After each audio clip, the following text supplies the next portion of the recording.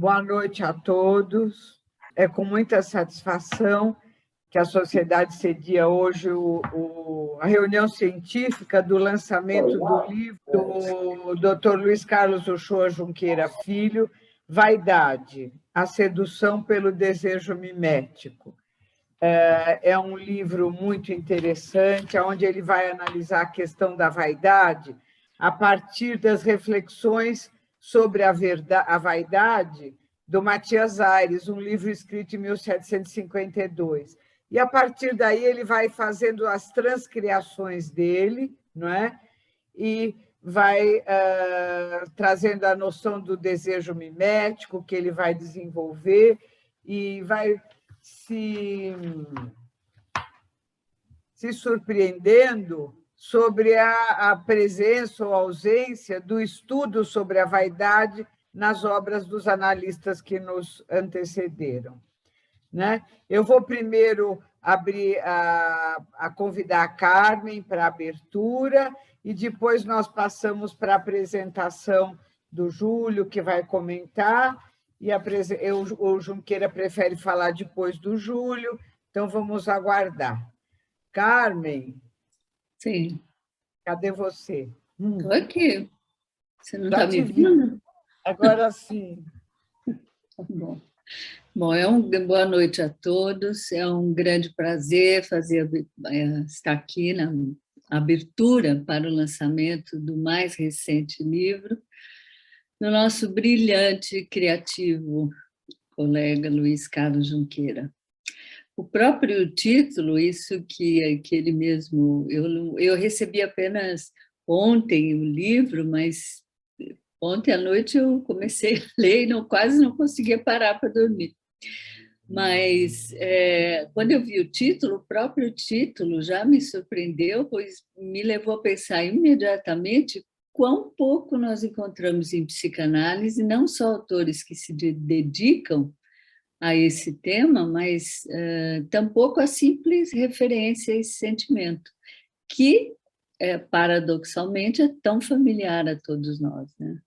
Talvez tão familiar que impeça o afastamento necessário para examiná-la bem de perto, em nós mesmos, né? Como fazemos frequentemente com a inveja, ciúmes, ódio e outros sentimentos aparentemente mais difíceis de olharmos face a face, um espelho psíquico, usando o modelo do Junqueira.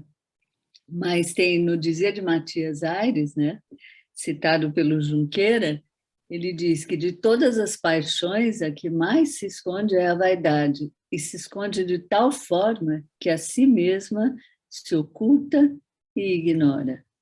Mas não passa despercebida a Junqueira, que a partir de uma profunda e dedicada leitura de reflexões sobre a vaidade do Matias Aires, decide nos oferecer um verdadeiro presente, compartilhar conosco, psicanalistas, suas preciosas reverberações, como ele chama, mas eu gostei de transcriações que a Ana trouxe sobre o livro, as reflexões sobre a vaidade, as suas aproximações com a teoria do desejo mimético do René Girard e, sim, mais um brinde, um verdadeiro garimpo sobre o tema em Freud, Klein e Bion. Essas reverberações ou transcriações que incluem também sua longa experiência como psicanalista, sua profunda cultura literária e psicanalítica, expressando uma vez mais, né, Junqueira, a sua grande generosidade e capacidade de doação, tanto à formação como ao aprimoramento de analistas, assim como a própria psicanálise e a nossa instituição, a Sociedade Brasileira de Psicanálise de São Paulo, que muito lhe deve. Obrigada. Sim, Carmen, obrigada. Carmen, eu esqueci de te apresentar, porque tem pessoas que são de fora da sociedade. A Carmen é nossa presidente da sociedade, é analista de data e membro efetivo. Bom, nós vamos passar a palavra agora para o Júlio. O Junqueira prefere falar depois. Então, vou apresentar o Júlio, que é também membro efetivo e analista de data da Sociedade Brasileira de Psicanálise, e vai nos trazer os comentários a respeito do livro do Junqueira. Júlio? Oi. Boa noite a todos. Boa noite especial aqui ao Junqueira, a Carmen e a Ana. Eu também só recebi o livro ontem, mas eu tinha lido já o livro, o texto, né? O texto eu li, mas o livro mesmo impresso eu recebi ontem. E eu não tinha me dado conta que na divulgação da sociedade, como é que era a capa, porque a gente olha o e-mail, assim, no meio a tantos e-mails, não tinha me dado conta que era essa pintura do Ismael Neri, né? Que é o autorretrato com a Dalgisa, e foi uma escolha assim belíssima, né? Que eu achei adequadíssima para o tema.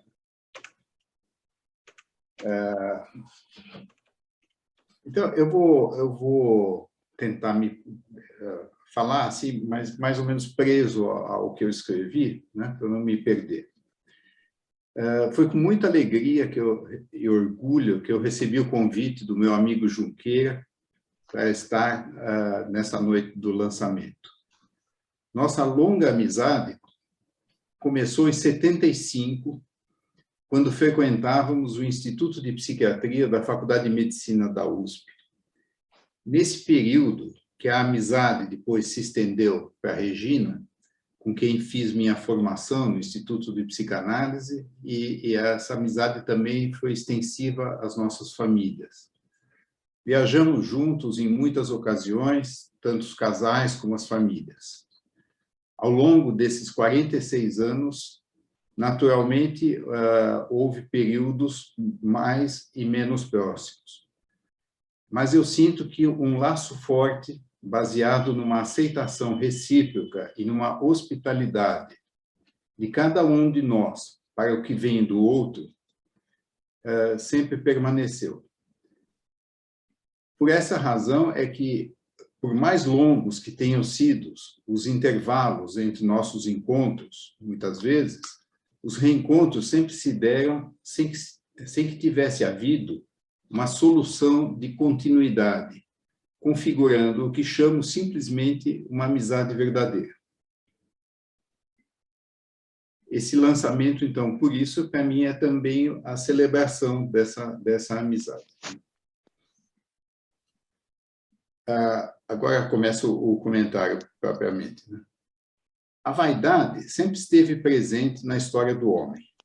Este, em sua origem, já teria a vaidade presente em todos os seus feitos, desejando e buscando um prestígio que o destacasse dos demais homens. Voltar ao tema é, por isso, sempre oportuno. O ensaio de 1752, Reflexões sobre a Vaidade dos Homens, de Matias Aires Ramos da Silva de Essa, que eu descobri o nome todo dele por conta do comentário, escritor e filósofo moralista, que nasceu em 1705, parece ter sido a fagulha que deu origem ao livro do Junqueira. Como ele nos conta, o ensaio caiu-lhe nas mãos, um tanto por acaso, e, ao despertar interesse, foi tendo desdobramentos, acredito, insuspeitados na ocasião, muito além das ideias do próprio Matias Aires. Para este, como foi para muitos outros ensaístas, a vaidade é princípio fundamental a ocupar lugar canônico, constitutivo e estruturante de guiar os passos do homem no mundo. Matias Aires, filósofo influenciado pelo pensamento jesuítico e pelo iluminismo, escreveu, pelo que se pode ver em vários trechos citados por Junqueira, um texto de estilo gongórico, colérico, com evidente intenção de reformador social, contra essa paixão que leva o homem a cuidar mais das aparências do que das substâncias, viver mais de mentiras que verdades, afastando-se da perfeição perdida. Enfim, um vício da alma, na expressão daquele burguês enfurecido. Diante da dimensão persuasiva do ensaio de Matias Aires, talvez um leitor contemporâneo se sentisse desanimado a prosseguir na leitura. Pois é aí que Junqueira surpreende e desperta minha primeira admiração. Como psicanalista que é, e apoiado em seus estudos em amplas áreas do saber humano, conhecimento empírico e psicanalítico e a universalidade da vaidade do homem, ele inicia acompanhando Matias Aires no exame da vaidade em várias teorias filosóficas, como Spinoza, Descartes, Hobbes, Montaigne, Pascal, La Rochefoucauld, La Bruyère, mas logo trilha, com muito engenho, seu próprio percurso. A seguir, examina a aparição da vaidade enquanto tema em textos psicanalíticos, como a Carmen mencionou, caminhando, por fim, para examinar a vaidade enquanto desejo mimético, ao qual eu pretendo voltar, que irá desembocar nos importantes temas psicanalíticos da imitação e da originalidade nos seres humanos. Acompanhando o texto de Matias Aires, a vaidade desponta em diversas dimensões, associada a determinadas castas, como a nobreza, experimentada, paradoxalmente, em situações limites, como o sofrimento e a desgraça, vivida como virtude e, finalmente, a vaidade de não ter vaidade. Sobre essa última, ao psicanalista não escapa que o livro tenha sido dedicado por vaidade inocente, como Junqueira a chama, ao novo rei de Portugal, Dom João I. A despeito dele, escreve Junqueira, em fraseado fluente e lapidado. Aqui é uma citação do livro. Seu elogio incontinente às virtudes reais soa tão inverídico quanto sua confissão de culpa de que, não resistindo a assumir publicamente a autoria dessas reflexões, estaria suavizando a gravidade de seu crime. Crime, o termo escolhido pelo nosso autor, é um termo bastante pertinente, uma vez que, para Aires, vaidade é a força motriz dos desmandos sociopolítico-culturais associada ao egoísmo, hipocrisia e ao cinismo. Um exemplo perfeito desta imperfeição de dissimulação surgiu há algum tempo atrás numa entrevista do ex-presidente Fernando Henrique Cardoso. Indagado, declarou em sua resposta que se considerava mais inteligente que vaidoso. Afirmação paradoxal, uma vez que a vaidade de se considerar mais inteligente do que vaidoso foi tanta que não lhe permitiu perceber a pouca inteligência de sua afirmação. Numa contradição performática, Fernando Henrique se revelou mais vaidoso do que inteligente.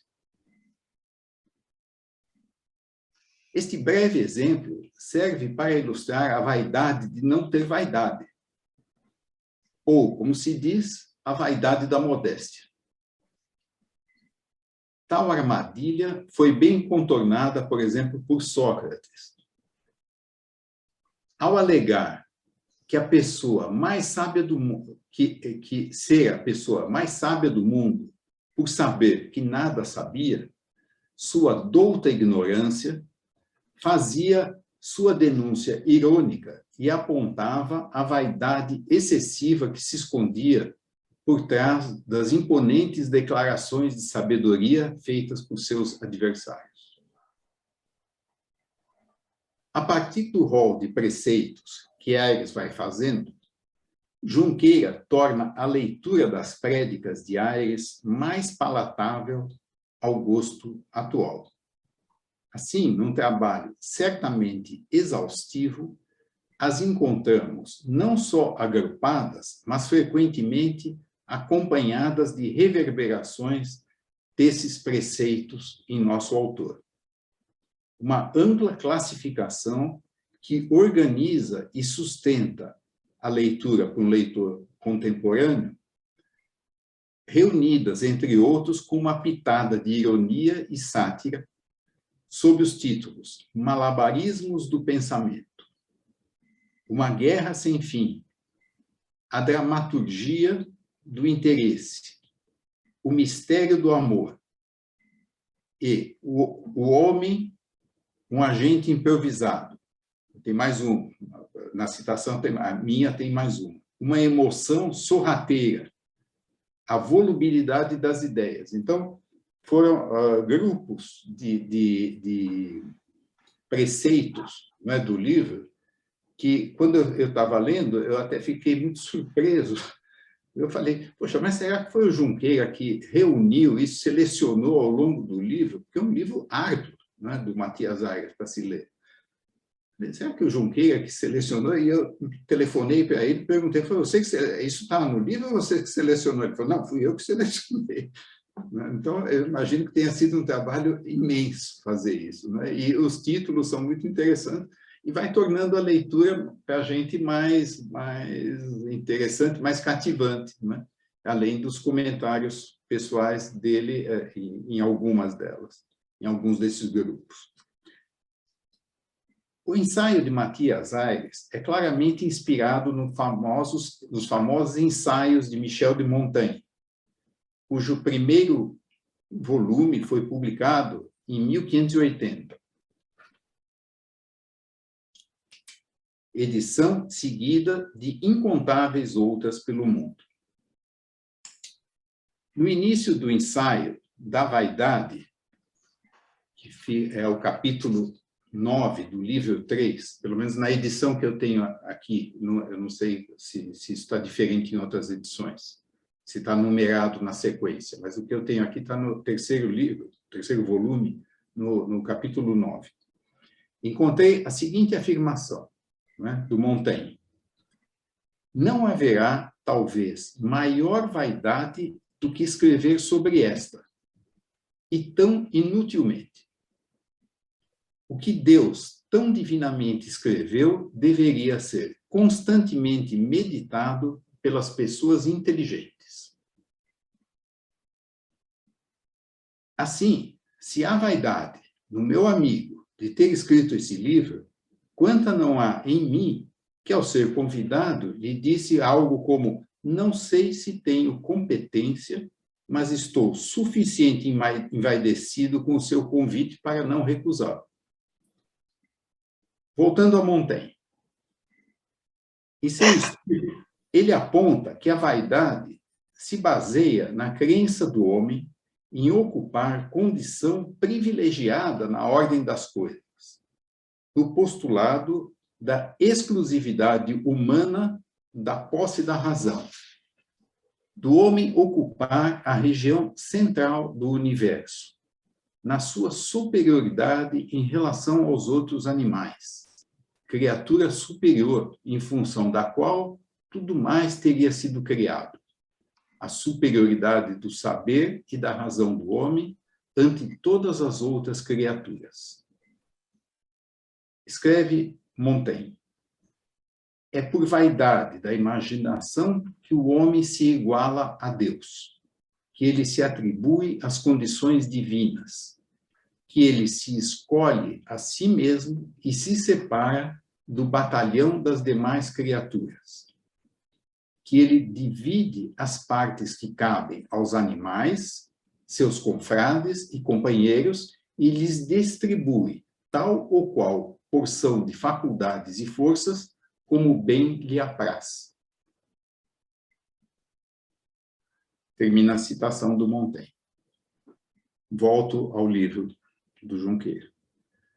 Após pesquisar o termo vaidade nas obras clássicas da psicanálise, constatando a ausência de referências diretas ao termo, mesmo nos índices remissivos das obras capitais de Freud e Klein, e nem nos dicionários de psicanálise, Junqueira atribui essa ausência por esse termo ser uma expressão superficial de outros, como orgulho e autossuficiência, que esses são mais utilizados, citados. Junqueira termina sua incursão nessas obras com a brilhante conjectura que vaidade poderia ser uma sedimentação filogenética dos esforços humanos de sobrevivência. Daí, ele se volta para as relações entre vaidade e desejo mimético, que, pela importância que ganha no texto, veio, inclusive, a dar título ao livro. Essas relações e expansões ele estabelece a partir do conceito criado por René Girard, historiador, crítico literário, filósofo e teólogo que viveu entre 1923 e 2015. Penso ter aprendido, né, talvez isso a gente seja algo para se conversar, porque eu não sei se eu apreendi o pensamento do Girard, mas eu penso ter aprendido que, de acordo com o Girard, todo desejo é a imitação do desejo de outra pessoa, considerada, dentro da teoria mimética, essa outra pessoa, um mediador. Sendo assim, as paixões miméticas, como a vaidade, o orgulho, a inveja, os ciúmes, também fonte de todo conflito, e não paixões autônomas, como quer a ilusão romântica. Para esta finalidade, o sujeito se serve de um mediador.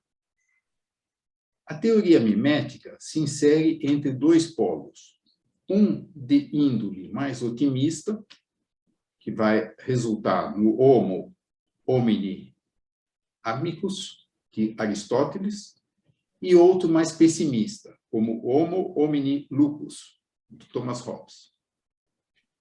É desse conceito de Girard que Junqueira extrai a vaidade como um modo de atingir o outro, ser reconhecido por ele, sendo, ao mesmo tempo, um modo de se diferenciar dele. Por isso, a vaidade é, nas palavras de Junqueira, a busca desesperada e inconfessável do que finge desdenhar. Uma expressão muito, muito feliz. E a imitação é sua base. A partir desse ponto, ele expande seu texto para os múltiplos modos de imitação no curso da vida, e também para a sua contrapartida, as possibilidades de originalidade, quase que como um contraponto à imitação. Todo o exame que ele faz da imitação ligada ao desejo mimético me remeteu à questão do duplo. O outro que se imita ou do qual procuramos nos diferenciar. Além de tantos outros autores que já escreveram sobre o duplo, Machado de Assis tem um pequeno conto, escrito em 1878, onde o duplo se configura de forma brilhante, colocando justamente a vaidade enquanto um personagem que é duplo da modéstia. São dois personagens no conto. No conto, a vaidade vangloria-se da sua importância na sociedade e na vida de cada um. O conto consiste num elaborado discurso pronunciado com no estilo do Machado de Assis, toda a ironia, o sarcasmo dele, é um elaborado discurso pronunciado como um elogio a si, encarnando perfeitamente a definição do desejo da personagem de ser percebida, admirada, louvada e engrandecida. De forma direta, a personagem se compara o tempo todo à modéstia, sempre busca de apontar a inferioridade desta em relação a si. Por vez ou outra, tentando nos frear a autoadmiração. A personagem começa assim o seu discurso. Vou ler o primeiro trecho do conto. Logo que a modéstia acabou de falar, com os olhos no chão, a vaidade impertigou-se e disse: damas e cavalheiros, acabais de ouvir a mais xoxa de todas as virtudes, a mais peca, a mais estéril de quantas podem reger o coração dos homens. E ides ouvir a mais sublime delas, ela mesma, a mais fecunda, a mais sensível, a que pode dar maior cópia de venturas sem contraste. Que eu sou a vaidade, classificada entre os vícios por alguns retóricos de profissão, mas, na realidade, a primeira das virtudes. Não olheis para este gorro de guizos, nem para estes punhos carregados de braceletes, nem para essas cores variegadas com que me adornam. Não olheis, digo eu, se tendes o preconceito da modéstia. Mas se não o tendes, reparai bem que estes guizos e tudo mais, longe de ser uma casca ilusória e vã, são a mesma polpa do fruto da sabedoria. E reparai mais que vos chamo a todos, sem os biocos e meneios daquela senhora, minha mana e minha rival. No conto, essa personagem procura convencer o leitor que está presente em todos os lugares, que ela está presente em todos os lugares, desde o salão do rico ao albergue do pobre, e se queixa de ser a caluniada amiga do gênero humano, mais forte que o amor materno, aquela que recebe o homem no berço para deixá-lo somente na cova. A vaidade é um traço de personalidade do ser humano. E ao olharmos para nós e nossas atitudes, certamente a encontraremos. Como diz a personagem machadiana, não há como negar que há tristezas na terra.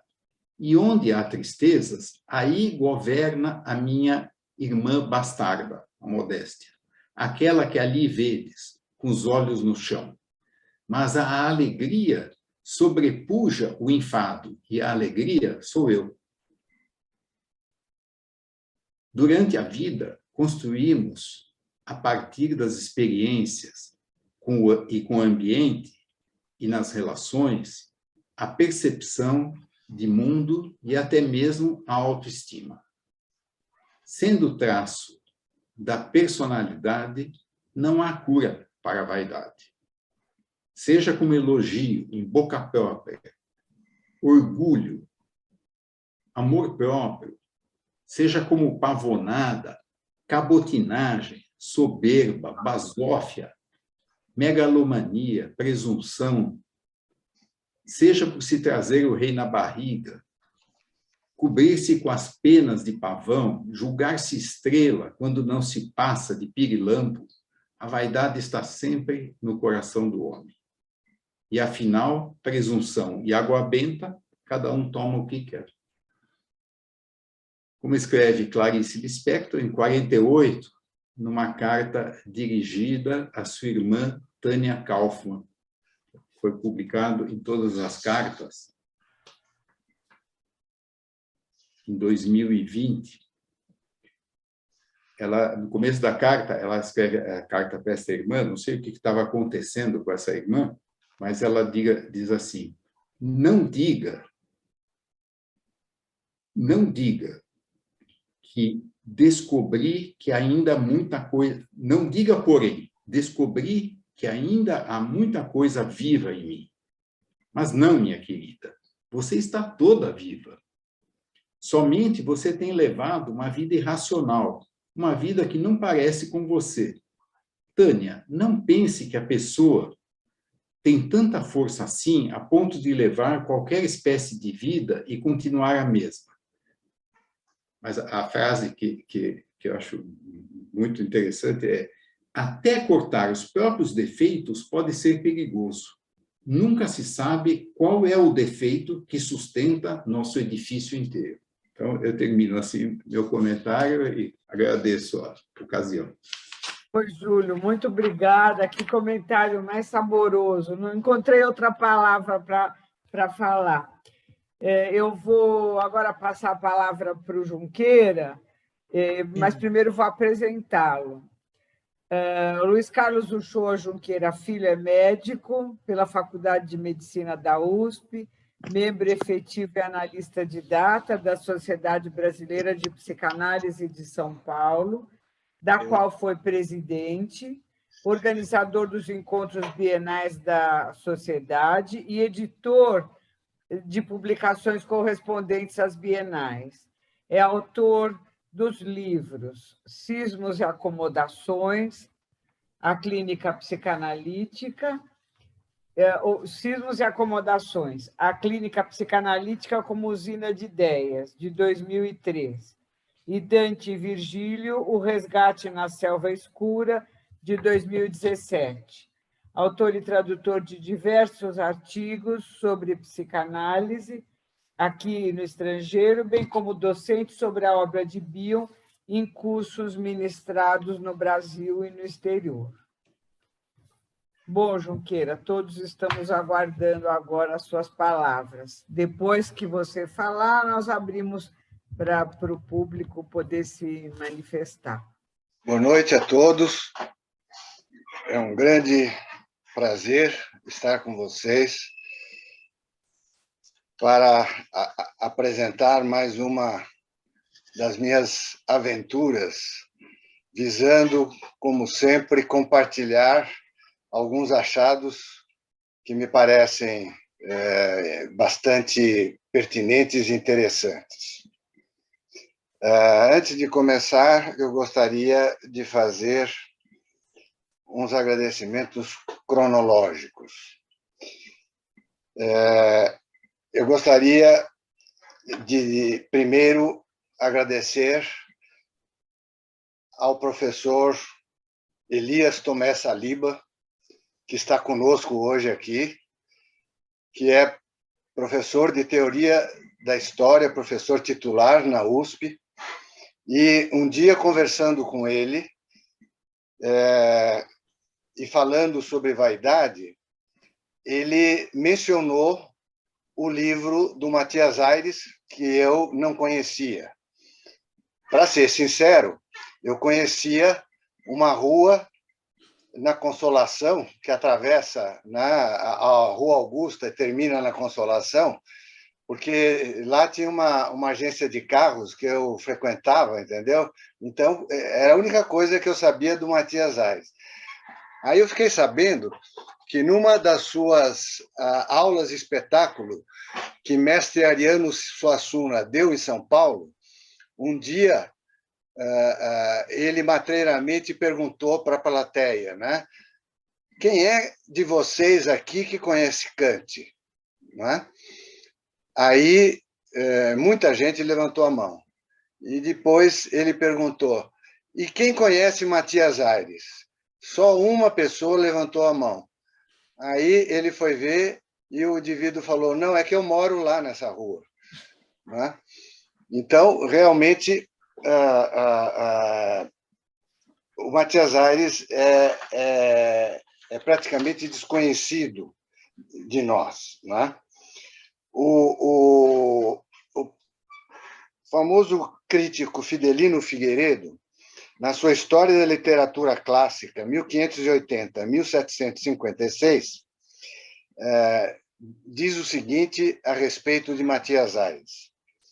Em cerca de 2 séculos de literatura, que neste volume historiamos, não encontramos escritos tão ricamente dotados de introspecção e de expressão como neste Esquecido Paulista, que é, de certo, das mais valiosas contribuições do Brasil colonial para o cabedal literário da metrópole.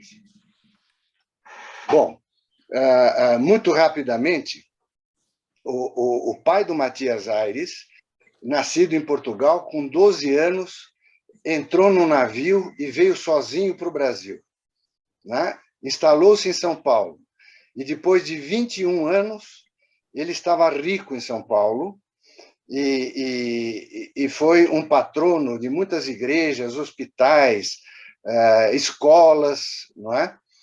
E quando Matias Aires, que nasceu em 1705, tinha 11 anos, ele achou que a família toda deveria voltar para Portugal, não é? Para poder estudar e etc. Então, o Matias Aires foi e fez toda a sua formação em Lisboa, depois foi para Paris, onde se formou em Direito Canônico, não é?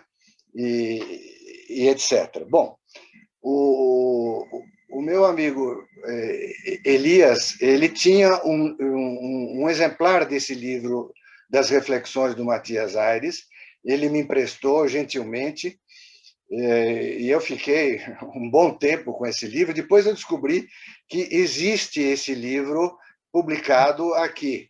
Por exemplo, na Martins Fontes, né, existe pelo menos umas 2 edições dessas reflexões. Então, quando eu comecei a ler, né, exatamente como disse a Carmen, eu não conseguia parar de ler os preceitos. São 163 preceitos que o Matias Aires escreveu. Alguns repetidos, não é? De maneira que foi preciso fazer uma garimpagem, né? E também eu me dei conta que aquela linguagem gongórica, né, daquela época precisava ser melhorada. Por isso que eu coloquei como um subtítulo uma transcriação, né, pensando na expressão cunhada pelos irmãos Campos, né, a respeito de traduções de poesias. Então, eu aos poucos, fui notando que seria possível reunir em itens temáticos, não é?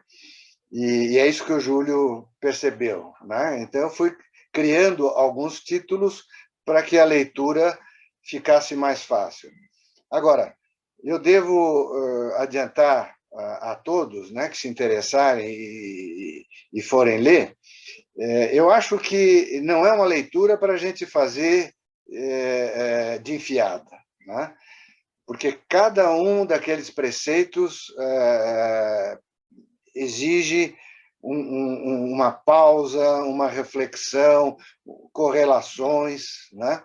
Então, esse livrinho que eu escrevi, ele não tem começo, meio e fim, né? A gente tem que passear por ele, ir, voltar, né? Parar, né? Enfim, passear pelos 4 quadrantes, digamos assim, do livro. Bom, depois que o livro estava mais ou menos encaminhado e já estava praticamente pronto, eu então fui à editora Blücher, né? E é o segundo agradecimento que eu tenho que fazer, né? A editora que já tinha publicado o meu livro sobre Dante e Virgílio e agora publicou esse livro. Só que eu levei o livro um pouco antes da pandemia, né? Portanto, isso ficou, né, aguardando os acontecimentos, e só agora é que pôde ser editado. Então, aqui, mais uma vez, um agradecimento à editora Blucher. Eu devo dizer também, não deixa de ser um agradecimento, que esse livro é um agradecimento meu à nossa instituição, a Sociedade Brasileira de Psicanálise de São Paulo, né, a quem eu devo muito, e sinto a necessidade de retribuir, não é, como tenho tentado fazer, e esta é mais uma oportunidade que eu senti de fazer isso. Por quê? Porque aqui nós temos dois assuntos, não é, que eu acho que são de grande interesse para nós e que, surpreendentemente, né, são praticamente desconhecidos da nossa sociedade, que são as reflexões do Matias Aires, né, sobre a vaidade, e a teoria do desejo mimético do René Girard. Bom, depois, então, que o livro já estava encaminhado, né, eu comentei com a Ana a respeito disso, e também em função do fato de que o maior entusiasta e divulgador da teoria do René Girard no Brasil é o professor João César de Castro Rocha, que é professor de literatura, professor titular da Universidade Estadual do Rio de Janeiro. Inclusive, ele convidou o Girard para vir ao Brasil. Girard veio 2 vezes, não é? E o João César, ele criou uma editora, Realizações, só para editar as traduções de grande parte dos livros do Girard. De maneira que quem tiver interessado pelos livros do Girard pode ir atrás destas traduções, né? E a Ana estava interessada em organizar um encontro a respeito de ética e psicanálise, e eu então sugeri que a gente pudesse convidar o João César, né, que eu estava muito interessado de poder conhecer, e felizmente ele aceitou, e esse encontro eu acho que vai ocorrer no início do próximo ano aqui na Sociedade.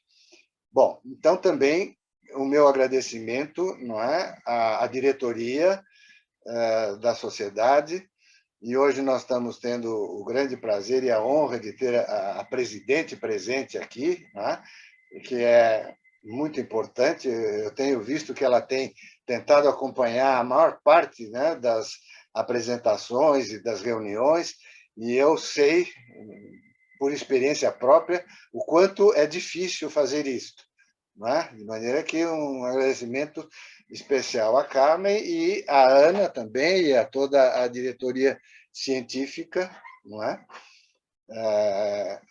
Que propiciou, então, esta reunião. Bom, e, finalmente, agradecer ao Júlio, não é? Que aceitou o convite. Para mim foi também um grande prazer ter podido ter esse grande amigo aqui nesta ocasião. Eu vou ter que reduzir muito aquilo que eu tinha preparado, mas, em primeiro lugar, eu selecionei alguns dos preceitos do Matias Aires, não é? Para que vocês possam ter alguma ideia, não é? Da profundidade, não é? do pensamento do Matias Aires. Por exemplo, num item que eu chamei de malabarismos do pensamento, ele diz o seguinte, num dos preceitos: é preciso diferenciarmos o juízo do entendimento. O juízo duvida antes de resolver. O entendimento resolve antes de duvidar. Daí o poder de sedução da eloquência e a fraqueza de uma verdade sem brilho. Ou então, o porquê de vangloriarmos de errar com sutileza mais do que acertarmos com rusticidade. Uma outra que eu achei extremamente interessante, onde ele fala da malícia e faz uma diferença muito interessante entre malícia e malicioso. Então, ele diz assim: a malícia é uma espécie de arte natural, ou mesmo uma virtude política, já que é uma inteligência ou ato que prevê o mal ou o medita. Diferenciemos, porém, a malícia do malicioso. Tem malícia quem entrevê o mal para evitá-lo. É malicioso quem o antevê para o exercer. É, portanto, malicioso aquele que, por vaidade, não perde qualquer brecha de transformar um fato em algo superior e admirável.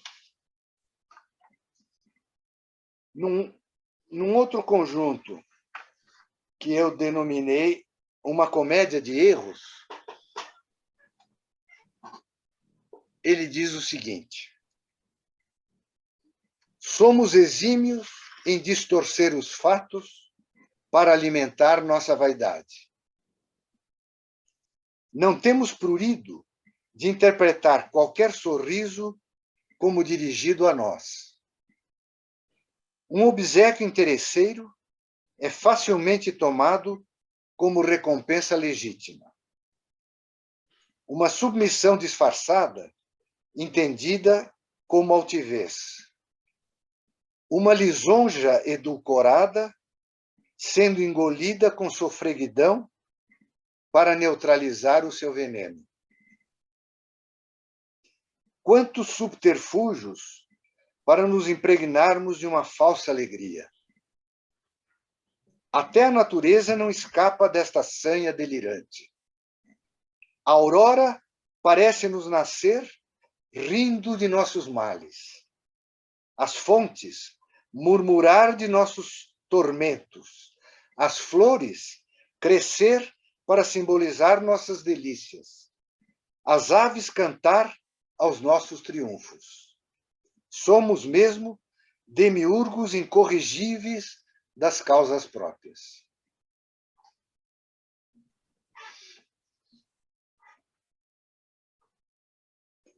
E temos também, num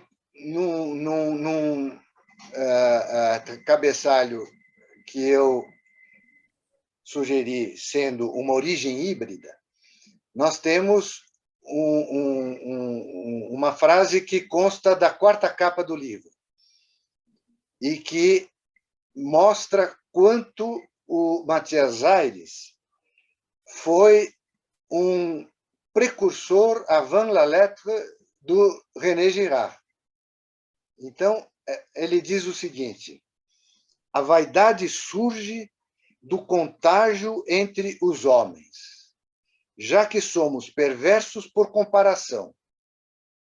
Este é um posto inexorável que a sociabilidade nos impõe.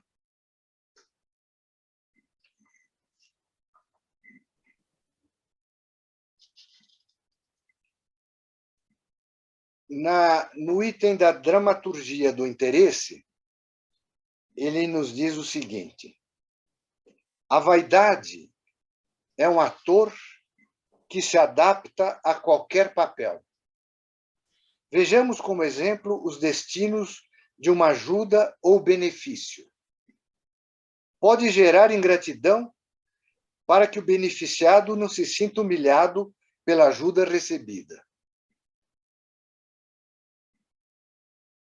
Há aqueles que, por vaidade, confessam benefícios que nunca receberam.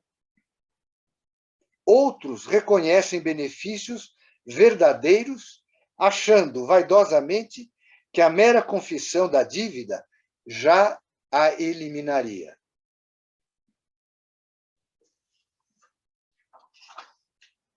Bom, eu não vou me estender nisto, né? Tinha uns outros exemplos, mas senão vai ficar muito tarde. Um outro ponto que eu gostaria de trazer agora já é a respeito do Girard. Então, como é que eu descobri o Girard?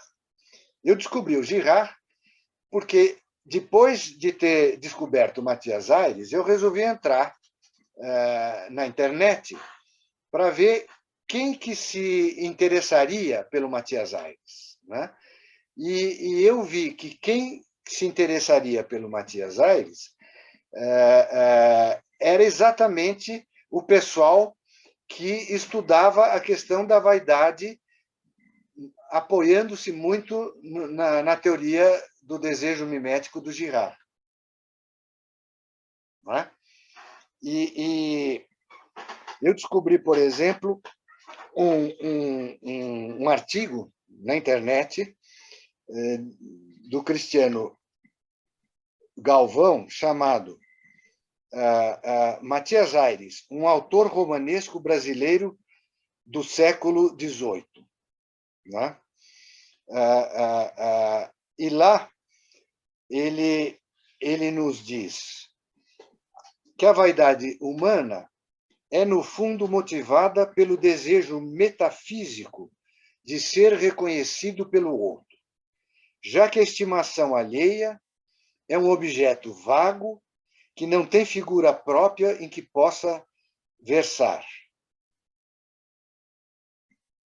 Ora, isto confirma o entendimento girardiano de que os objetos de desejo do vaidoso não passam de um meio de atingir o outro, de fazer-se um outro. O que o Girard propôs? Ele propôs um esquema que é um triângulo. Então, no lado esquerdo, embaixo, nós teríamos o sujeito desejante. Em cima, nós teríamos o modelo mediador. E embaixo, do lado direito, no ângulo direito, nós temos o objeto desejado. Qual é o exemplo clássico, não é, que o Girard cita e que muita gente cita? É o Dom Quixote. Né? Por quê? Porque o Dom Quixote, depois que ficou com todos os seus neurônios queimados, de tanto ler os romances de cavalaria, né, ele resolveu que ele queria ser um cavaleiro andante, não é, para poder proteger os oprimidos e as moçoilas, não é, casadoiras. Então, ele foi se inspirar aonde? No mediador. E quem foi o mediador? Era um antigo e famoso cavaleiro, Amadis de Gaula. Não é? Então, ele, para poder, no presente, se revestir, não é, da condição do cavaleiro andante, né, ele se inspirou nesse mediador. Então, o mediador é uma espécie de mestre de cerimônias, não é? Um mestre de cerimônias que faz a união do sujeito e do objeto, né? E quando este mediador ele está muito afastado no espaço e no tempo, ele é chamado de um mediador metafísico, que é o caso, por exemplo, do Amadís de Gaula, né? Mas quando ele é alguém do presente, né? Então ele é considerado um mediador presente, digamos assim, né? Então, esse, em resumo, é a teoria do Girard. O primeiro livro do Girard, que está traduzido para o português, mas está esgotado, não é? Foi editado em 2009 aqui, e tem um nome muito interessante, né? Que é Mentira Romântica e Verdade Romanesca. Isto, num certo sentido, resume a teoria dele. O que é a mentira romântica? A mentira romântica é o ser humano achar que todo o seu desejo é autóctone, ele nasce no seu interior, né? E a verdade romanesca, que é o que o Girard propõe, é que o desejo do indivíduo nasce no outro, né? Isto é uma formulação que filósofos como o Hegel já tinham feito, né? O Rimbaud tem a famosa frase Je suis l'autre, né? Eu sou o outro. Portanto, isso não é exatamente uma novidade. Agora, onde é que o Girard foi se inspirar para desenvolver isto? Foi na literatura, né? Então, nesse livro, ele usa profundamente e entrelaça de uma maneira brilhante as obras do Flaubert, né? Madame Bovary, do O Vermelho e o Negro do Stendhal, várias peças do Dostoiévski, né? O Proust, a Recherche do Proust e Shakespeare, né? Principalmente o Hamlet, Machado e Midsummer Night's Dream. Além disto, né? Ele usou a teoria de vários filósofos, ele usou teólogos, principalmente Santo Agostinho, não é? Hobbes, enfim, e também textos teológicos e bíblicos, não é? Então, basicamente, esse primeiro livro dele trata disso. O segundo livro muito importante dele chama-se Le Bouc Émissaire, quer dizer que é o bode expiatório, né? O bode expiatório. E ele pega como exemplo o Édipo, né? Exatamente o Hobbes, né? Ele descreve a luta de todos contra todos, né? Quer dizer, o Hobbes, como o Júlio já lembrou, é que forjou a frase que depois o Freud, né, repicou, que é homo homini lupus, né? Então, o homem é o lobo do homem, né? E no Édipo, o que há? Há uma transformação de todos contra um. Por quê? Porque esse um é o bode expiatório que deveria ser o culpado da peste que estava assolando Tebas. Então, ele descreve isto. E um livro que foi escrito por um aluno do Girard, e que está traduzido, é o Édipo Mimético. E, obviamente, é um livro que interessa profundamente para nós, né? E muito rapidamente, o que ele propõe no Édipo Mimético? Que o Édipo freudiano ele valoriza a mãe, né? E o Édipo mimético, não é? Ele valoriza o modelo da mãe, que é o pai. Não é? E aí ele descreve uma espiral de competição entre Édipo e Tiresias.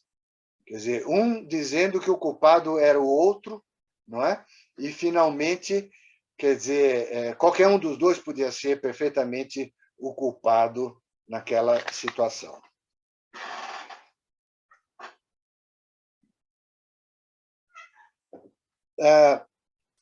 Essa questão do Freud, né? O fato que eu não encontrei na Standard Edition, né? Não há nenhuma chamada com a palavra vanity, né? Então, eu falei, puxa, vamos olhar na Gesammeltwerke, né? Quer dizer, no alemão. Aí eu pedi, e esse é um outro agradecimento que eu preciso fazer, eu pedi ajuda da nossa colega Elza, não é? que fala alemão e que traduz coisas do alemão. E a Elza encontrou, nas obras completas em alemão, a palavra Eitelkeit, que seria vaidade, mas também podia ser inveja, não é? Orgulho, ciúmes, não é? Somente duas chamadas em Eitelkeit. E a teoria da Elza, que eu até coloco no livro, porque eu acho que é muito interessante, é que provavelmente essa palavra é uma espécie de palavra, ela não usa essa expressão, mas eu diria que é uma palavra coringa, né? Quer dizer, uma palavra que embaixo do guarda-chuva dela, né, ela abriga essas que são as paixões miméticas, né, que o Girard denomina, que é exatamente inveja, ciúmes, orgulho, vaidade. Essas seriam as paixões miméticas e que causariam, no fundo, todas as guerras, as lutas, não é? Porque o problema do conflito mimético é o seguinte: sempre surge quando ambos os sujeitos estão interessados por um único objeto. Por exemplo, né, um único amor, né? Dois homens querendo o amor de uma única mulher. Quando não há essa unicidade, né, não há o conflito mimético. E uma coisa também que não podemos deixar de dizer, e aparece, né, em alguns dos preceitos do Matias Aires, é que a vaidade, na vertente da emulação, é um sentimento extremamente útil e positivo. Não é? Então, isso é algo importante de ser considerado. E finalmente, eu termino o artigo falando sobre a questão da imitação na contemporaneidade, né? Algo que, com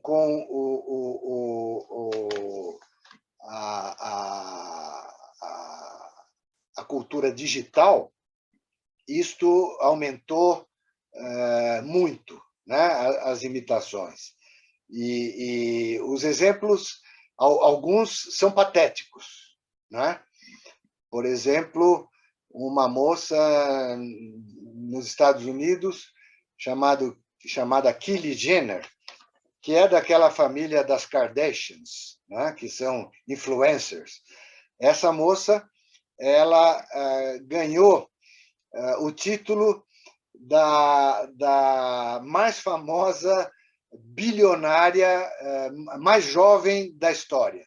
Ela conseguiu desbancar o Mark Zuckerberg, né? Quer dizer, com 23 anos, ela era bilionária. Por quê?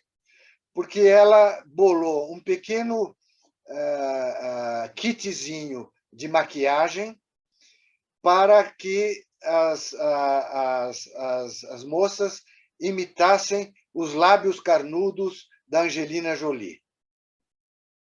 Com isto, ficou bilionária, né?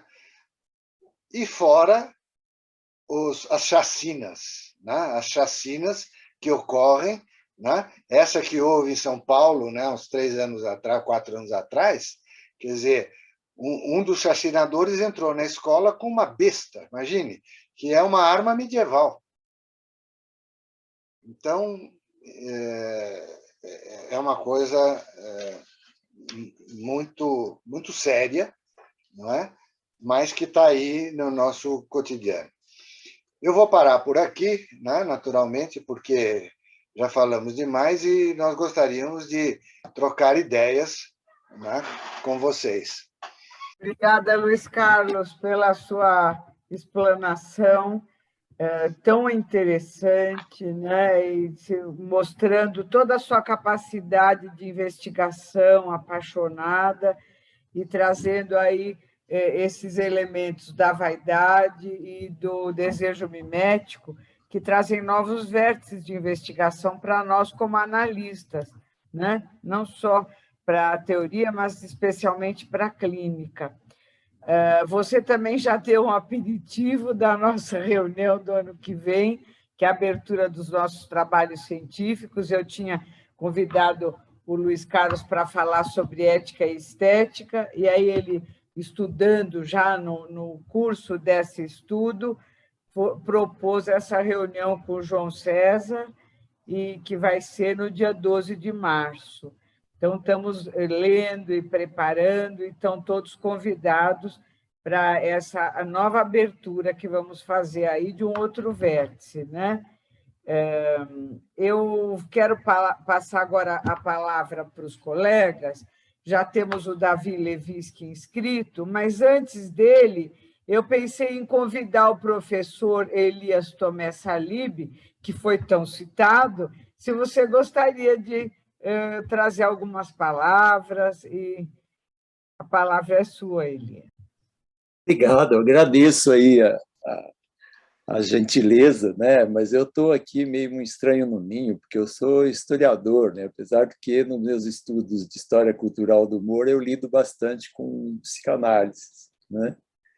Claro, Freud escreveu pelo menos 2 textos extremamente importantes sobre o humor, mas o Matias Aires saiu assim sem querer com o Junqueira numa conversa muito informal, né?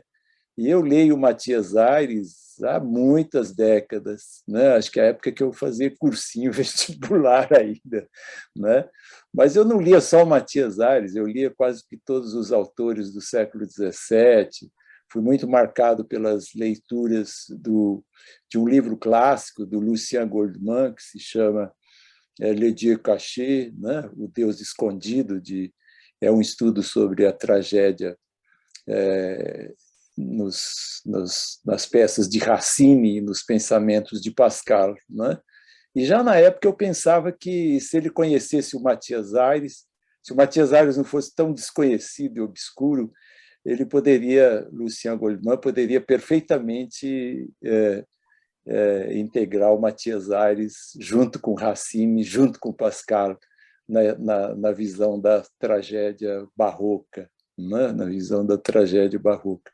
Porque o que o Goldman descobre ali, né, já é a dialética, o reconhecimento das consciências, que vai ser tratado na fenomenologia do espírito de Hegel, né, e que o nosso Junqueira menciona aí, já como em cima do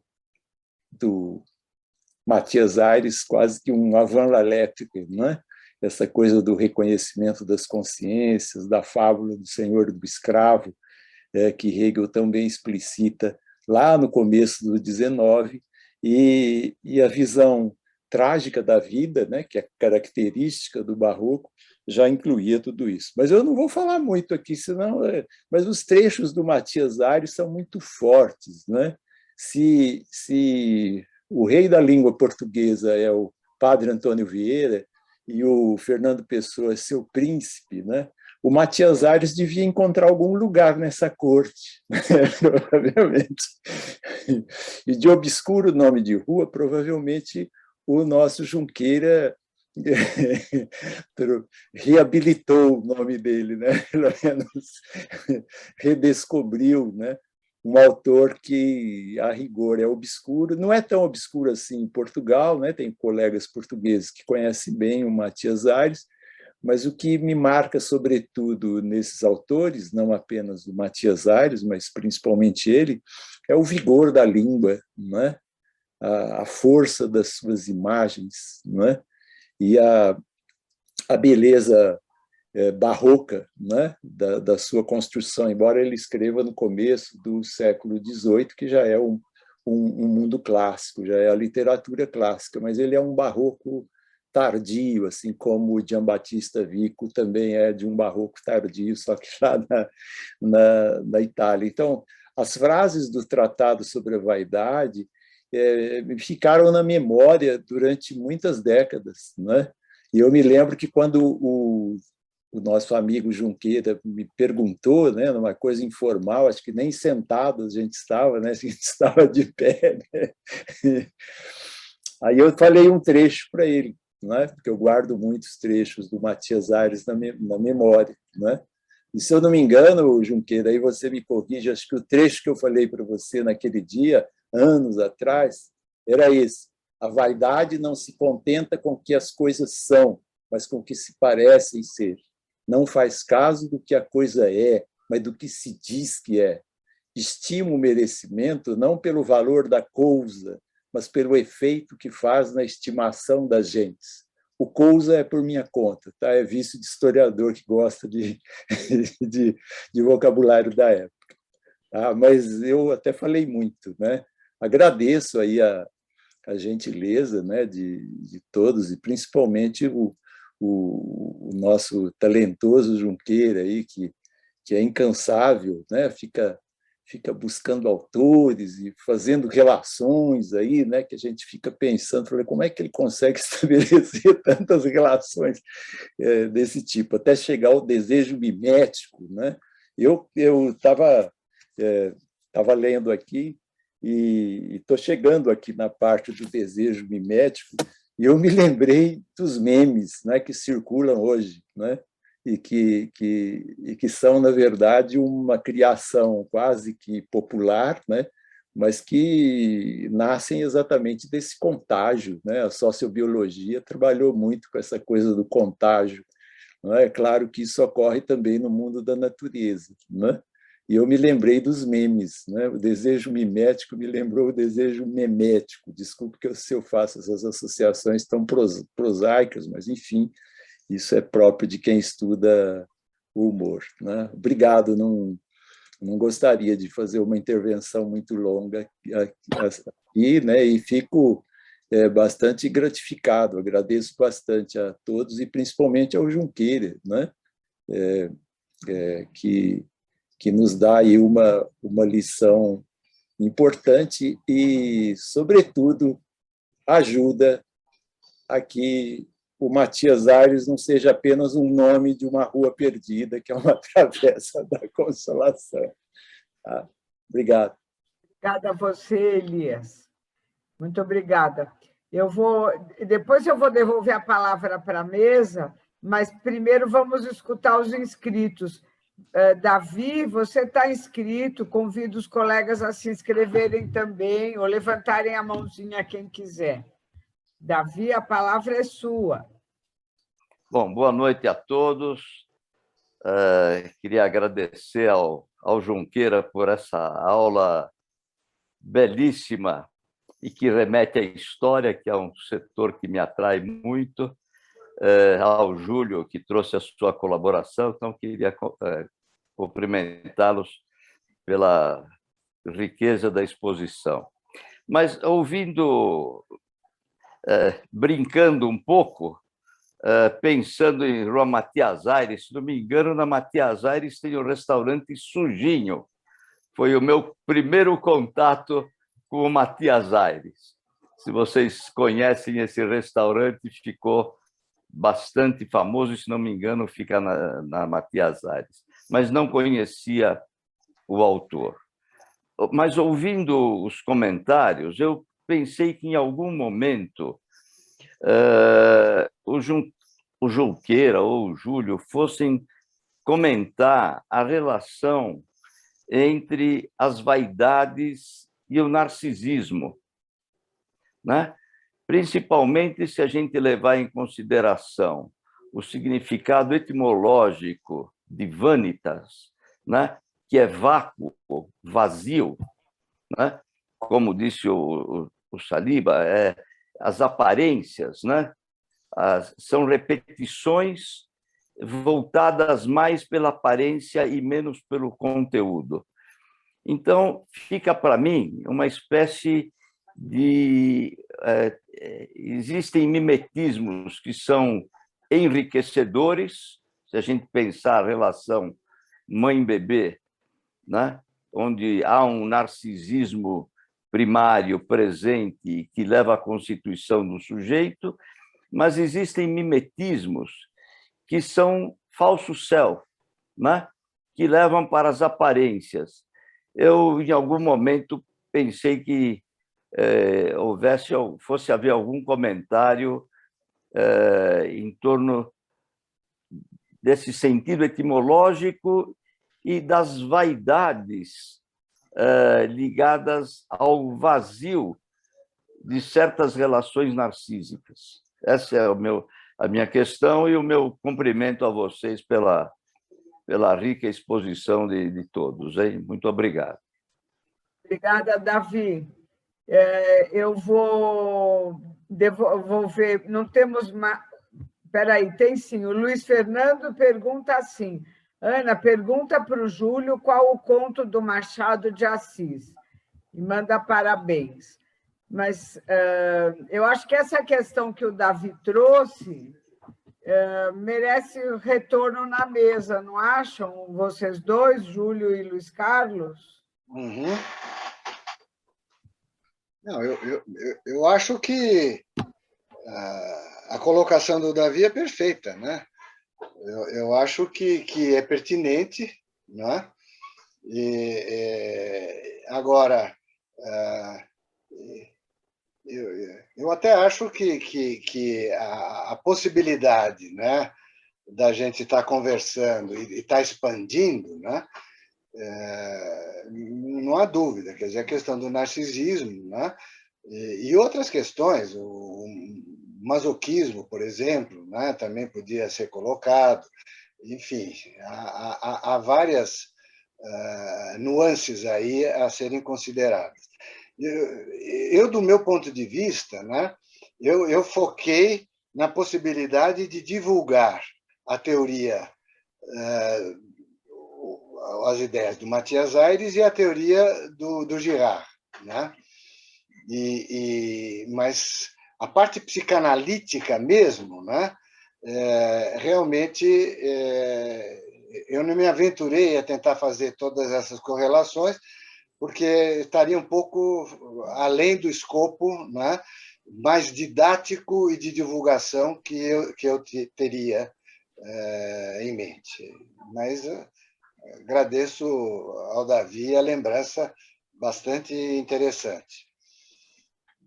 O Luiz Fernando, eu estava olhando aqui, eu não achei, se não me engano, o conto chama-se Vaidade mesmo, mas eu vou olhar depois e mando para o Luiz Fernando, porque eu realmente faltou a citação do título mas eu acho que chama-se Vaidade, se não, o conto chama-se Elogio da Vaidade. Obrigado. Ele tem uma edição em separado junto com a teoria do medalhão, né? Fizeram uma edição um pouco mais popular, né? E acho que, se eu me lembro bem, o conto é um diálogo, né, entre a vaidade e a modéstia. Claro, a vaidade é que fala mais, né? Aliás, ela só fala, ela se refere à modéstia, mas quem fala o conto é uma delícia de ler. Ótimo. Mas eu queria fazer também um comentário em relação a essa questão que o Davi colocou, né, que eu acho que cabe, né, nessa distinção que o Davi estava indagando, cabe o comentário que o Junqueira fez aqui a respeito eu não lembro agora qual foi a palavra que ele usou para descrever o encontro de outros termos correlatos, né, como se fossem conceitos que deslizam, né, ou nomes que deslizam por vários conceitos, né? Qual foi a palavra que você usou, Junqueira? Coringa. Coringa, sim. Então, é como se você tivesse vários nomes, não é, por situações que são muito próximas e eu tenho a impressão que muito difíceis de distinguir, a não ser conceitualmente, não é? Mas praticamente eu acho muito difícil. E um último comentário que eu queria fazer é em relação ao que o Junqueira falou, né, que ele diz que é um livro para se deixar assim, né, e para, de vez em quando, passear pelo livro. Eu entendi que ele estava falando isso do livro dele, do próprio livro, mas eu acho que não. Eu acho que o livro dele é um livro para ler de enfiada, né, porque ele tem uma construção e um desenvolvimento que eu acho que vale ler de enfiada, porque... Agora, o livro do Matias Aires, assim como o Saliba mencionou, que ele leu já várias vezes durante anos, que é aquele livro que eu imagino que você deixa, né, na cabeceira, né, tem gente que deixa no banheiro, assim, alguns livros, né, ou na cabeceira, e vai lendo de vez em quando, alguma coisa você abre em qualquer lugar e lê, né? Enquanto que o livro do Junqueira, não. Eu acho que tem uma construção de uma ideia que é um livro que vale a pena ler de uma vez. Na realidade, Júlio, eu me expressei mal. O que eu acho que não pode ser lido de uma vez só são exatamente os preceitos do Matias Aires, Sim, entendeu? sim. E depois até os exemplos que eu dou do La Rochefoucauld e do La Bruyère, né? Lá são menos. Mas, agora, realmente, o meu livro, né, sim, eu acho que podia, mas tem que deixar na cabeceira exatamente como você falou e voltar para os preceitos dele e pensar a respeito, né? E nesse sentido, eu acho que o agrupamento que você fez, né, dos aforismas dele, dos preceitos, né, dá uma certa... Para quem não quer se aprofundar ou ficar no Matias Aires, mas para quem quer acompanhar o teu pensamento, eu acho que é um livro que é uma classificação que ajuda muito. Um leitor que esteja passando pelo Matias Aires para chegar na ideia do desejo mimético. Olha, queria dizer aos colegas que podem se manifestar. Nós temos meia hora ainda de conversa. Paulina levantou a mãozinha. Pode falar, Paulina. Elias, talvez você ou Junqueira possam me ajudar. Uma vez eu me lembro, já faz tempo, de um conto do Matias Aires. Era de um rapaz órfão. Esse conto fala de vaidade, mas também da sexualidade infantil. Era de um rapaz que ficou órfão. Ele vem de Lisboa e ele, por ficar órfão, ele vai morar na casa de um tio que era do exército e ele fica na janela no Rio de Janeiro, na casa de um tio, e ele se apaixona por uma vizinha, Elisa. Não sei se vocês estão lembrados. É um conto do Matias Aires. Uma vizinha, Elisa, e ela é casada.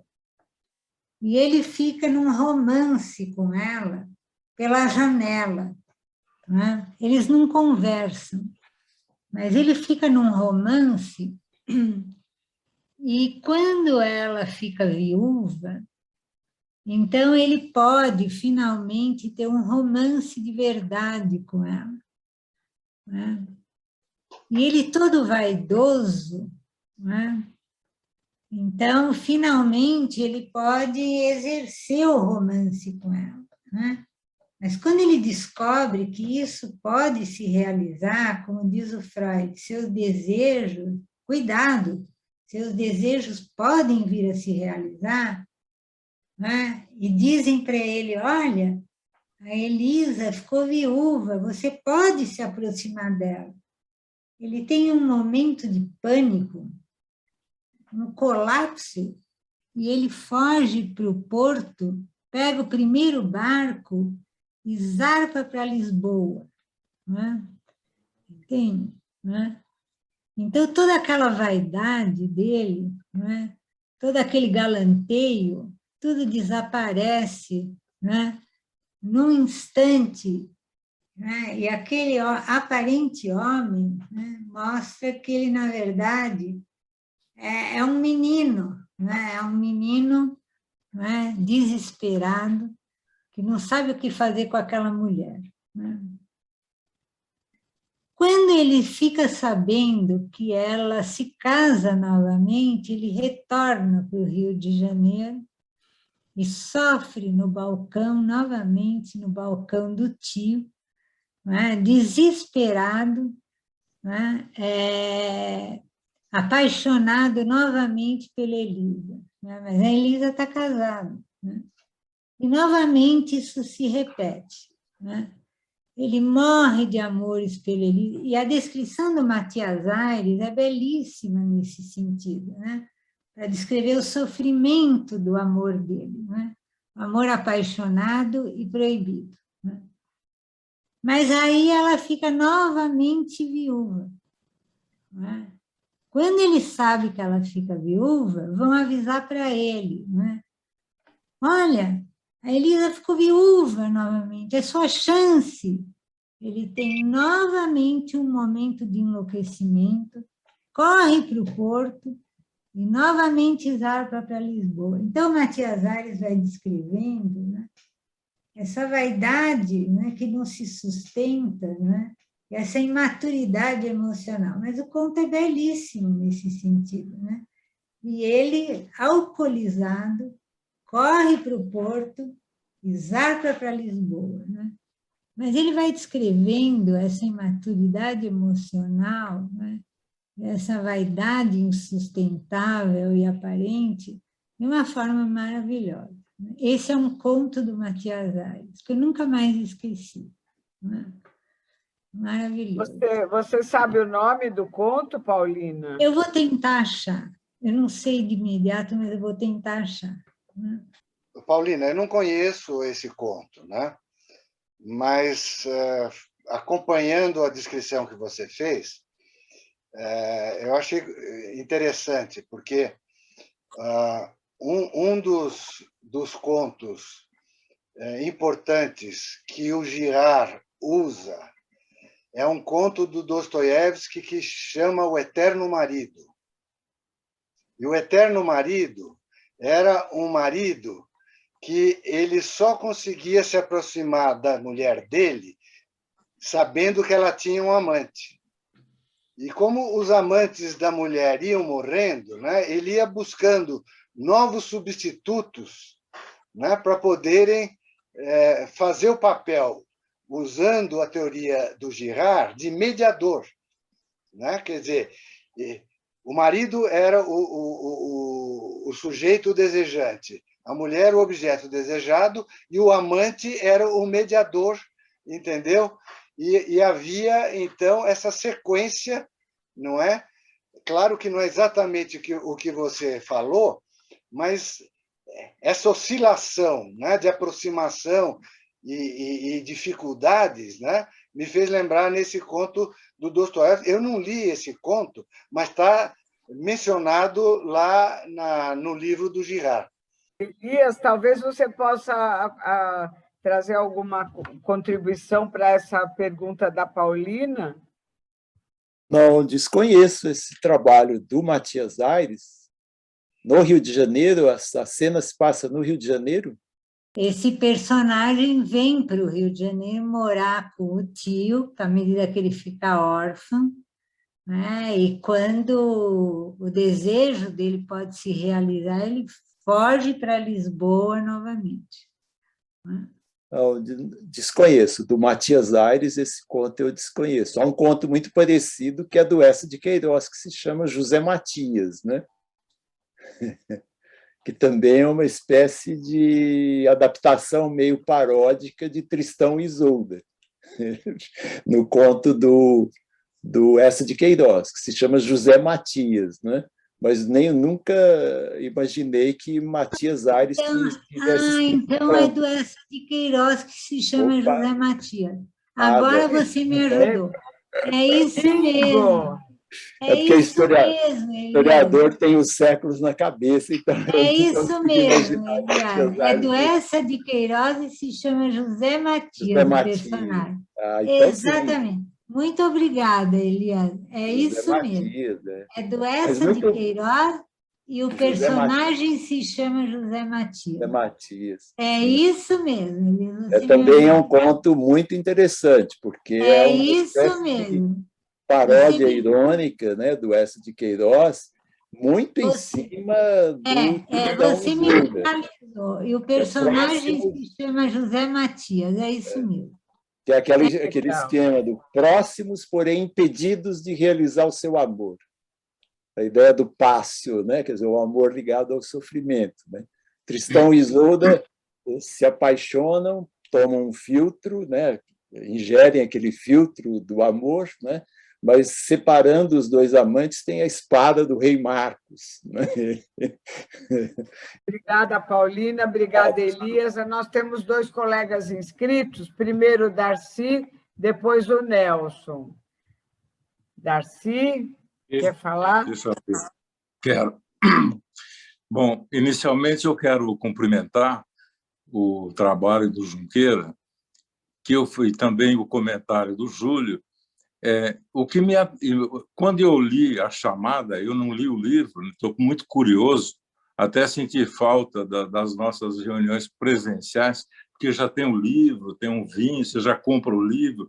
Bom, eu li essa chamada, e essa chamada já me motivou muito, né, em função de algumas ideias que me ocorreram sobre esse tema, quer dizer, um tema que tem uma origem, né, em várias áreas científicas, populares, religiosas, sociológicas. E o que me chamou a atenção, justamente, foi o que eu captei naquilo que o Junqueira desenvolveu.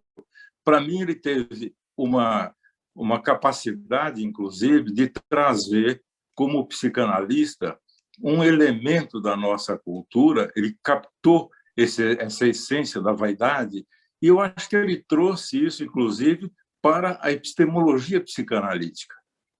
Inclusive, eu fiz agora que o Davi falou no narcisismo, eu tinha pensado algo também nessa questão do narcisismo insatisfeito, né? Eu estava pensando também que eu fiz uma analogia com o trabalho que o Bion faz sobre a arrogância.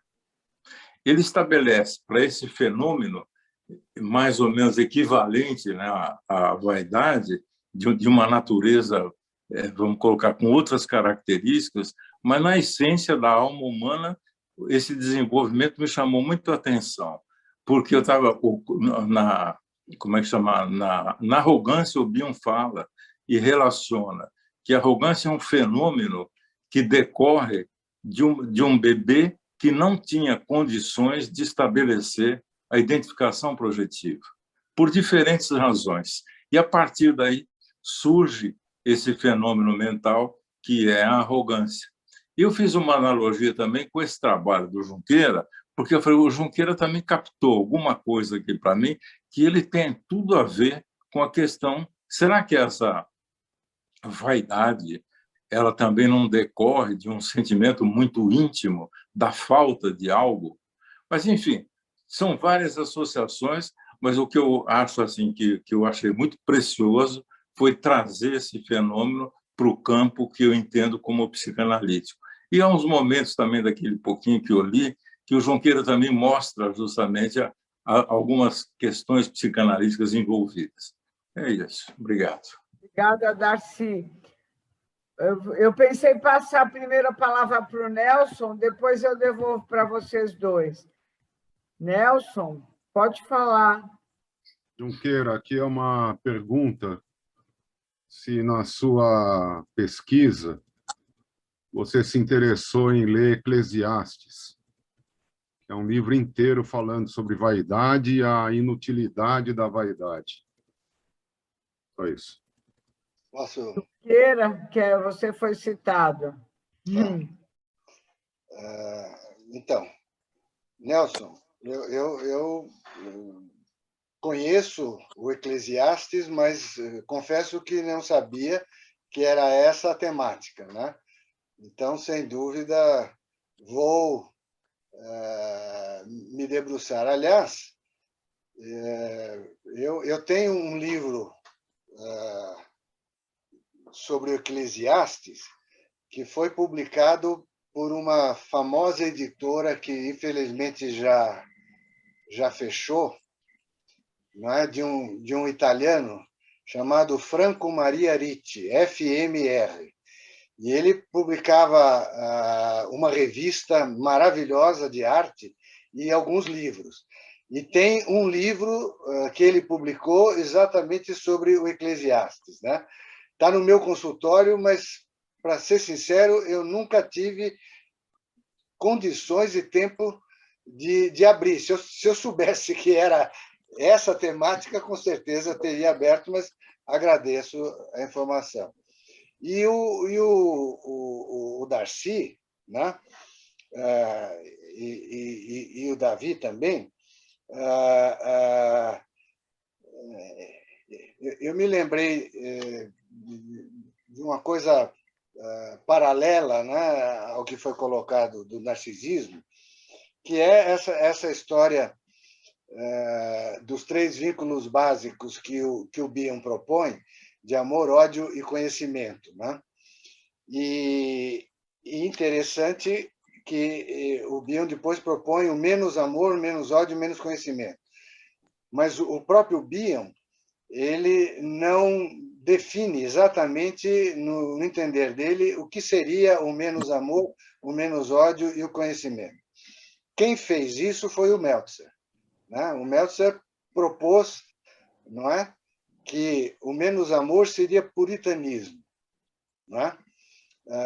O menos ódio seria hipocrisia e o menos conhecimento seria filistinismo, né? Eu concordo com o Meltzer nos 2 últimos, mas eu não concordo que o menos amor, né, seja puritanismo.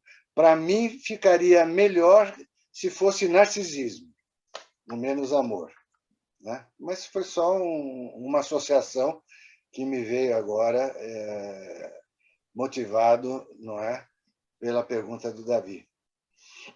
Ivete. Oi, boa noite. Olha, parabéns pela bela apresentação, pelo belo trabalho e pela tua trajetória, Junqueira. Fiquei tão emocionada porque você está trazendo um conceito que, dentro da nossa nomenclatura, a gente menciona, mas muito a parte da metapsicologia nossa. A vaidade transitando por um aspecto racional. E eu estava vendo aqui que o mais importante, quando o Gerard traz a ideia, isso meu aqui que eu estava vendo, esse aspecto do desejo mimético vai entrar dentro de um processo já de triangulação do desejo, coisa que dentro da nossa relação não existe, e que vai obedecer a um modelo proposto se apropriar do desejo daquilo que o outro deseja. Então, é um fenômeno relacional que ultrapassa o intrapsíquico, e eu achei muito rico, mesmo querendo reduzir ao narcisismo e a conceitos que a gente conhece, a gente lida muito pouco com esse sentimentos através desses grupos, que agora, com a realidade virtual, os fenômenos de vinculação transitando por outros, de um espaço muito mais aberto, nossa questão hoje, como psicanalista, nós estamos nos colocando como se constituem essas relações, vamos dizer, que transitam, vamos dizer, através de modelos, inclusive imprevisíveis, e que não são tão lineares como a gente está habituados a colocar sujeito-objeto direto, né? E eu acho tão rico isso, que é um campo realmente, essa do desejar como modelo proposto pelo outro, ou que querer o objeto que o outro quer, e nos constituindo através disso, como é que é? Porque não era a mulher desejada, eu quero me apossar do desejo que esse amante quer por essa mulher. Então, não importa a mulher fica secundária, a sensação que me dá.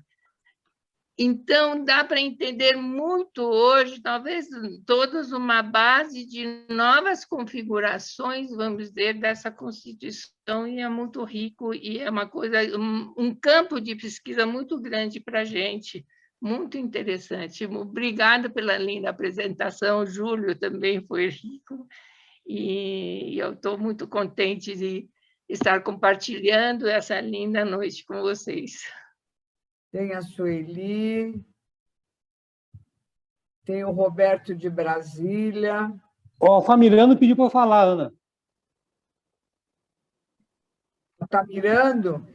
Pode falar, eu tinha visto você aí escondidinho, só que você está sem microfone. Isso. Não, coloquei agora. Bom, parabéns à comissão, à coordenação científica da sociedade, por essa noite tão criativa, não é, que me faz, e ao Junqueira, obviamente, pelo a belíssima apresentação. Já estou bastante curioso sobre o livro, já encomendei. Os comentários do Júlio também bastante criativos e estimulantes. Mas me ocorreu algo, Junqueira, que eu gostaria de saber o que você pensa, assim, uma certa ligação, não é? Assim, fiquei pensando num tipo de vaidade que pudesse ser estimulante para a criatividade. Talvez a vaidade, até um certo ponto, ela estimula a criatividade.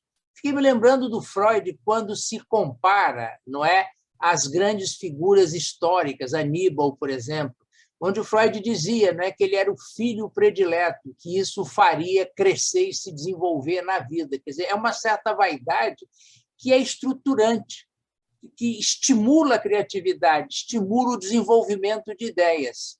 Ao contrário de uma vaidade, que eu não sei exatamente onde se colocaria, talvez um certo tipo de narcisismo que levasse a algo mais destrutivo, né? Me parece, pode ser, que levasse a que o sujeito ficasse enclausurado em si mesmo, né? Voltado para si mesmo, quer dizer, com uma vaidade tão extremada que não conseguisse sair de si e comunicar e ser criativo, não é? E criar um vínculo com o outro.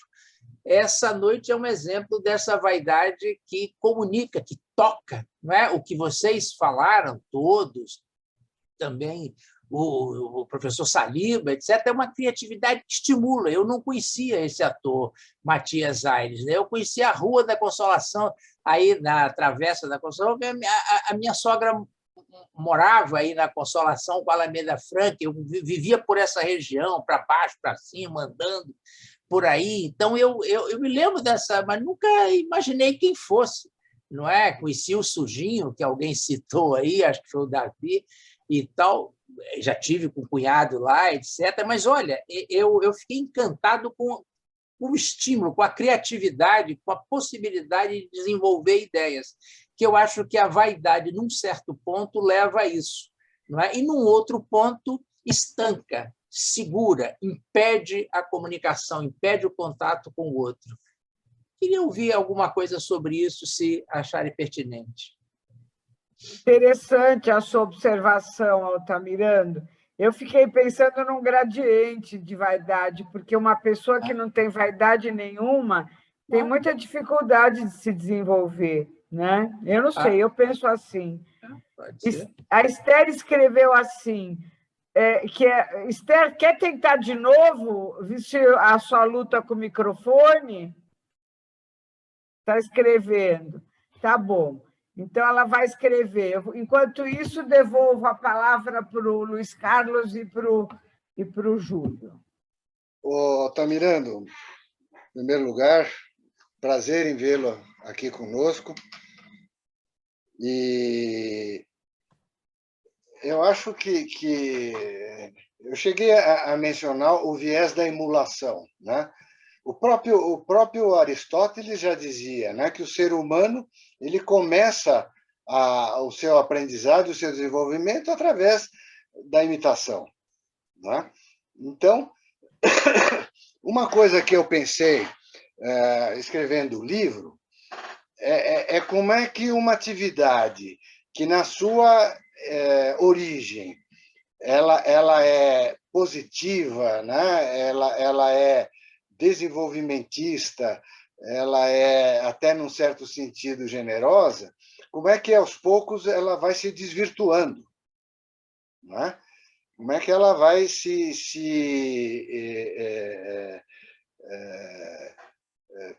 pegando aspectos até cruéis, né? Por exemplo, né? Um elemento que eu acho muito interessante é o Schadenfreude, né? Quer dizer, aquele termo que só existe na língua alemã e que designa o deleite silencioso que o ser humano sente com a desgraça alheia, né? E a desgraça alheia, muitas vezes, tem a ver com a competição. Quer dizer, um indivíduo que está lutando com o rival, né, e vê o rival perdendo, o rival perdido, né, ele pode ter uma perversão, né, da vaidade nesse sentido, né? Aliás, o Nietzsche dizia que o Schadenfreude é a vingança dos impotentes, né? Então, é uma coisa profunda, né? Porque tem a ver exatamente com essa medição de competência, a medição de energia, a medição de criatividade, né? Então, eu não tenho a menor dúvida que a vaidade podia ser visto como um fator da função criatividade, sem dúvida nenhuma. Obrigado pelo comentário. O João França escreveu bastante coisa, eu acho que eu queria convidar ele para falar. João, você não quer falar sobre as coisas que você está escrevendo? Ana, se eu puder fazer um comentário agora, eu gostaria, depois do comentário do Altamirano. Tá bem. Antes de terminar, vou te dar a palavra assim, Júlio. É que eu queria localizar a fala da Esther aqui também, além de perguntar se o João quer falar. Olha, além de eu querer parabenizar essa noite, e o Junqueira e o Júlio, eu queria observar, a minha observação é que nessa noite nós transitamos por um leque muito grande de temas muito instigantes. Vaidade, de aí foi para o desejo, né? Para o narcisismo tem tantas concepções. Eu acho que o Altamirano estava falando, então, da questão do narcisismo, talvez até ligado às ideias do Kohut. Então, acho que existe, e que se liga, então, a essas ideias que, desde o Freud, se falava, então, do grande orgulho, do grande prazer que mãe e filho têm naquela ligação tão importante. E gostei muito do comentário da Ivete também, porque a Ivete introduziu o tema do terceiro, né? Do terceiro mediador, porque sem o terceiro não tem segundo, e sem o segundo não tem o primeiro. Quer dizer, o eu necessita do objeto, e para evolução, do eu, é preciso mesmo que haja esse terceiro, né? E muito obrigado, Junqueira, porque agora, sempre que eu passar pela rua Matias Aires, eu vou pensar em você. Obrigada, João. Olha, eu vou ler a pergunta da Esther Abramo, que não conseguiu falar, e depois eu devolvo a palavra para o Júlio e para o Junqueira para a gente encerrar, que são 10h30. A Esther disse assim: Junqueira, é um prazer ouvi-lo e a todos os colegas. Remetendo ao que o Nelson disse sobre o Eclesiastes, que é uma frase que eu tenho escrita na minha agenda. Vi tudo o que se faz debaixo do sol, e eis, tudo vaidade e vento que passa. Eu queria fazer um comentário que eu acho que, de alguma forma, toca o comentário do Altamirando, do Davi,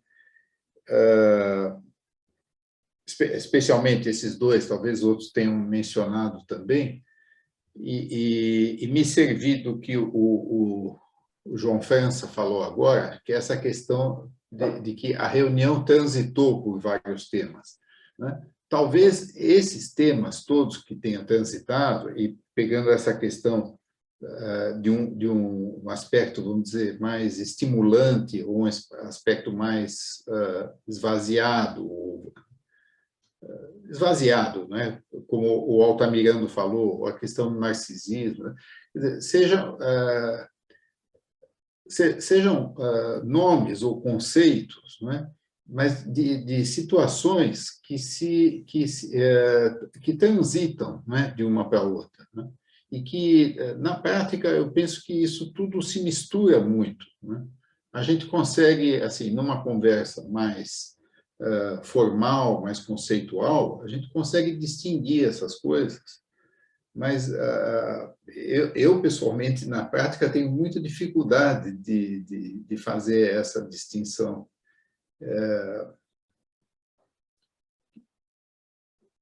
Né, quanto a esses tipos de vaidade, ou narcisismo e vaidade. Então, eu acho uma coisa muito complicada, né?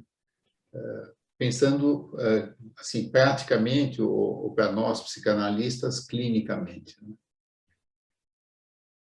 Mas a ideia do trânsito, né, que o França usou em termos da reunião, eu acho que ela vale também para essa questão toda desses conceitos também. Obrigada, Júlio. Posso passar a palavra para o Junqueira ou você ia continuar? Não. Tá bem. Luiz Carlos, a palavra é sua, podemos... Não, a única coisa que eu posso dizer é que eu estou muito contente, quer dizer, a intenção que eu tinha, eu acho, pelo menos nessa conversa, né, revelou-se bastante produtiva, né? Eu espero que vocês, podendo se interessar e se puderem ler o livro, gostaria muito depois que pudessem me dar feedback também, né? Porque realmente eu fiz questão de colocar na chamada da reunião um texto, né, do Matias Aires, 2 textos, na realidade, né? Porque isso daria para as pessoas uma noção do espírito, né, daquilo que se pretendia discutir. E eu acho que o resultado para mim, foi extremamente gratificante, e só podia agradecer a todos vocês e esperar que a gente possa aproveitar esses conceitos, né, na nossa sociedade e na nossa profissão. Então, é isso. Boa noite para todos. Muito obrigado. Obrigada a todos vocês pela presença, pela participação, e agradeço especialmente ao Junqueira e ao Júlio por esse rico evento. Tem vários elogios e observações elogiosas que estão no chat, e amanhã você recebe O Diógenes logo manda. Obrigado ao Diógenes e ao Anderson também pelo suporte, e uma boa noite para todos. Boa noite. Obrigado. Boa noite, Ana. Boa noite. Boa noite. Vamos fazer uma salva de palmas. Isso mesmo. Obrigado. Obrigada. Obrigada.